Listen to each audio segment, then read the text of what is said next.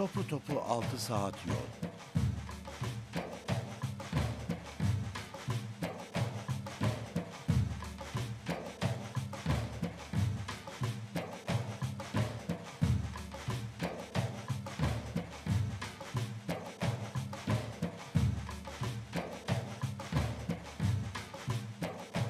Hep derler, bu at zaman zaman mezarlardan ayrılır, kaybolur.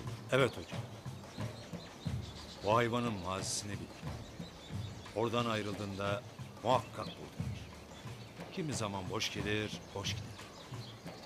Kimi zaman da boş gelir, dolu gider.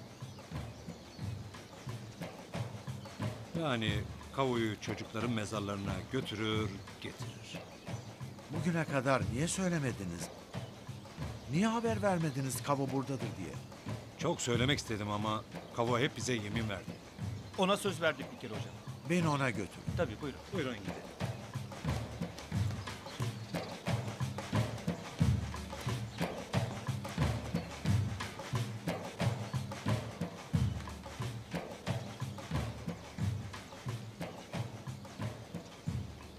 Demek geldin. 3 hafta geciktin.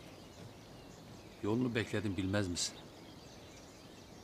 Senden başka dostum var mı?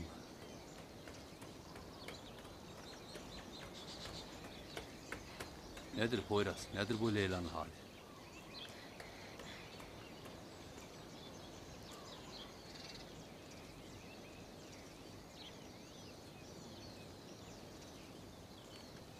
Ne iştir bu Poyraz? Bu sefer izini kaybettirmeden gelmişsin. Niye iz bıraktın Poyraz? Selamun aleyküm. Aleykümselam. Hoş geldin hocam.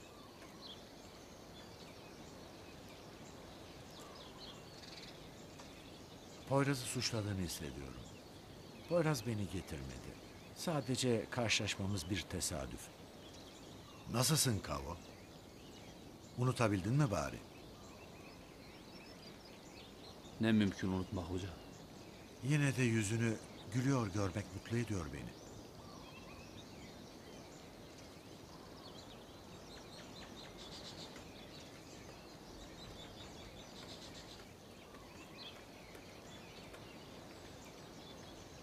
Belki anlatmışlardır. Bu kız pek iyi sayılmaz. Beni güleş gördükçe o da güldü. O güldü ben güldüm. Ben güldüm o güldü. Anlayacağım birbirimizi tedavi ettik.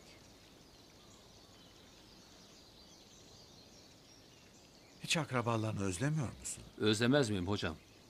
Ama bir gün döner miyim bilemeyeceğim.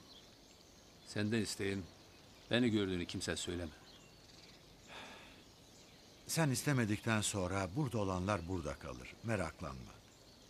Sağ olasın hocam. Duanı eksik etme. Hocam, kavuya çok alıştık. Eğer burada olduğunu bilenler çıkarsa kavu gider. Merak etmeyin. Kavo istemedikten sonra burada olduğunu kimseye söylemem. Sağ ol hocam.